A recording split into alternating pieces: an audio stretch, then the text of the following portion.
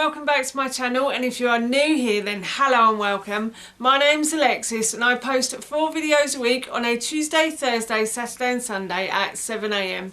So if you love a variety channel like this one and you want to see more videos, then please don't forget to hit that subscribe button.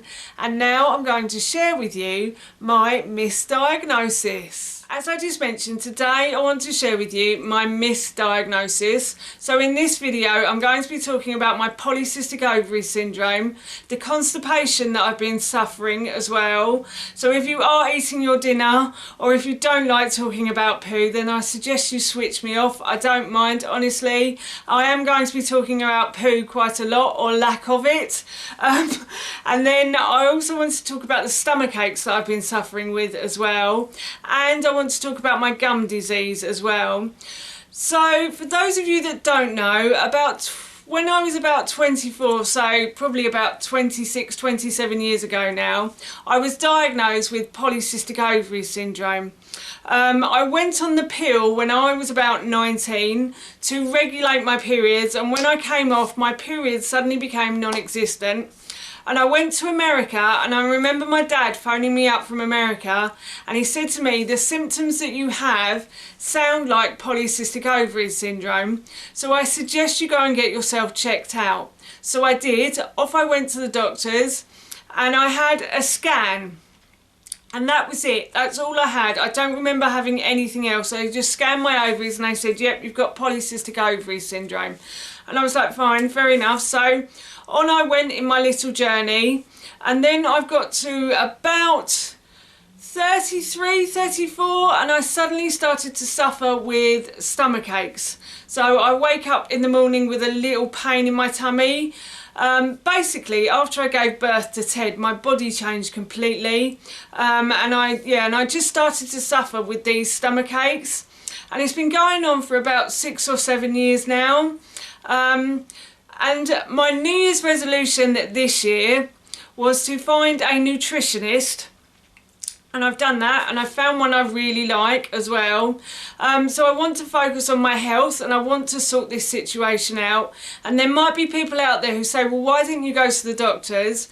And I've always suffered with constipation, and so I went to the doctors when I was about 25, I think, and they put me on some pills that made me poo out all of my food. Like literally I could see whole chunks of food, and I've never found them very helpful when it comes to my stomach. They tend to just give you some pills and go, there you go, off you go. And they don't talk to you about like stress levels or what you're eating or anything like that. So I decided to hire a nutritionist. It was quite expensive, and I did have to take the money out of my savings as well, or I am taking the money out of my savings to do this. But I really just want to sort this out, and I really trust this woman as well. She seems really lovely. So I had a meeting with her last week and this week as well. And last week we discussed my body and how it works and stuff like that. And she asked me when I was diagnosed with polycystic ovaries, so I told her. And she said to me, you may have been misdiagnosed. And I was like, what? She said, when they scanned your ovaries, did they give you a blood test as well? And I said, no, they didn't. And apparently they're meant to test your blood for estrogen. So during a woman's, when I was scanned, they could see cysts on my ovaries, so they just assumed that it was polycystic ovary syndrome. But actually, during a woman's lifetime, at any point during her cycle, her fertile stage, shall we say, you can actually get cysts on your ovaries. It could be through anything. It could be through food that you're eating, stress. It's probably more likely stress, but yes, you can get cysts on your ovaries, which could delay your periods and things like that. And she said to me, you may only have cysts on your ovaries. It might not be polycystic ovary syndrome because you haven't had a blood test. And I said to her, they also scanned my ovaries after Ted was born, and I still had those cysts on my ovaries. And she said, yes, but you didn't have a blood test. And I said, no, not as far as I can remember. So yes, they're meant to test your blood for estrogen in your blood, and they never did that for me. And then she said to me that it probably is more to do with my stomach than it is to do with the polycystic ovaries or the cysts on my ovaries, because I said I've been waking up with stomach aches, and when I go to the toilet, I can go to the toilet, I do a poo, but I get slightly constipated in the middle of it. It's like, oh, sorry for the graphic, but I just feel a bit like Elvis trying to do a poo. I'm like, oh, it's horrible. So anyway, she said to me, because of this, it probably is more to do with your stomach. And she said, I think you have a bacteria in your stomach that is causing everything to go out of balance, if you see what I mean. So I've got too much. Obviously you have bacteria in your stomach, and you have good bacteria and bad bacteria. And sometimes you can have too much of a certain bacteria and your body can go out of balance. And I think that's what's happened to me. I don't know when it happened to me. I can't actually remember that, to be honest with you.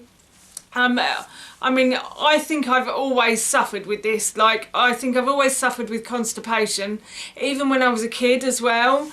So yes, I think I've had this since childhood. And I think also that this is what's causing the stomach aches now, because it's never been dealt with. It's just sort of creeping up and pushing another button in my body to make me feel like I'm having a tummy ache, if you know what I mean. I also think that I might not be allergic to gluten as well. I never had a celiac test. I didn't have a test, but I remember eating bread, and I'd wake up at like 12 o'clock at night, and I would just literally be rolling all over the bed in absolute agony. It was like Mike Tyson has come and beat me up, you know, like that kind of. It's a real sharp pain in your stomach.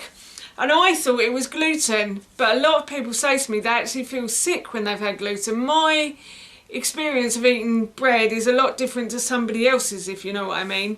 So I actually think that might be too much fibre in my diet. So the bread has a lot of fibre in it, and we normally eat seeded bread, like brown seeded bread or sourdough, and that's normally quite fibrous as well. So I think that might have impacted my tummy too much.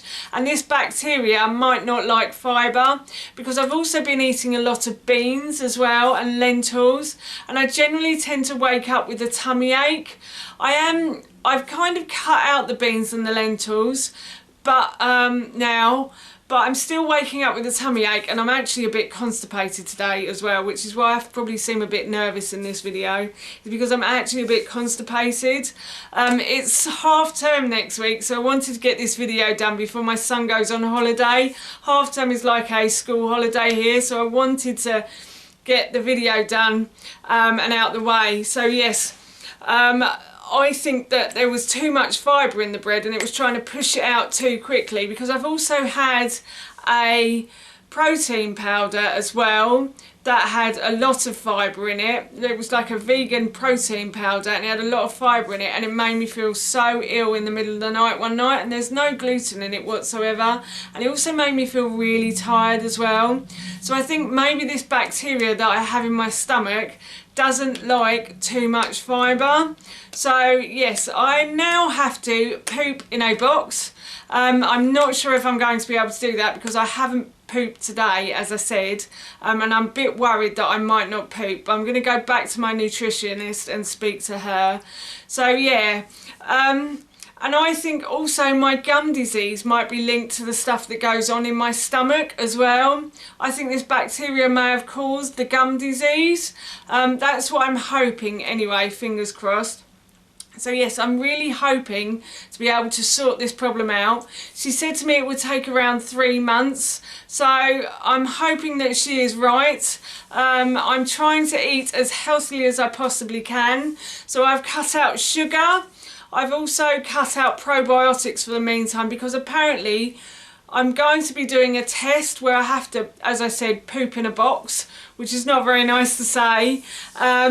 But yeah, the test will hopefully, you can't take probiotics because I think it mixes with the test and it's not good. So yeah, it doesn't, the test doesn't work properly when you eat probiotics. So I've had to give up the probiotics that I take, but I think this is what may have caused the constipation in my body. It's all a bit confusing at the moment, but I'm hoping at some point in the future it will sort itself out and I'll be a lot better than I am now. That's what I'm hoping. So yes, I feel like I've put my foot in the right direction. And I feel like I'm going in the right direction now. I feel a lot happier about what I'm doing. I know that a nutritionist is not cheap. There will be people out there saying, oh my God, but I have got money in savings and I am prepared to spend it now because I am so tired of waking up with stomach aches. And I would go to the doctor, but I don't feel as though I'd get as good a service as I do with a nutritionist, if you see what I mean. We have the NHS, which is wonderful, don't get me wrong. It's a free healthcare service, but I do find that they're very dismissive of things. Like, I find doctors in general are very dismissive of women's bodies and what women's bodies do. I don't know if anybody else feels like that, but I just get that impression that shut the door kind of thing. Anyway, I feel like I'm going in the right direction now, and I hope, fingers crossed, that the issues that I've been having with my body will hopefully resolve themselves very soon. I will keep you up to date on what's happening, of course, and if you want to go and see a nutritionist, I would highly recommend it. I think you need to find one that you gel with as well, and if you want one in your local area, then obviously go on the internet and have a look, but I will link mine in the description box below for you. So for now, that's it from me. Thank you so much for watching. Please feel free to give me a big thumbs up if you enjoy this video, and please feel free to leave any comments below, and please don't forget to hit that subscribe button. See you all soon. Bye.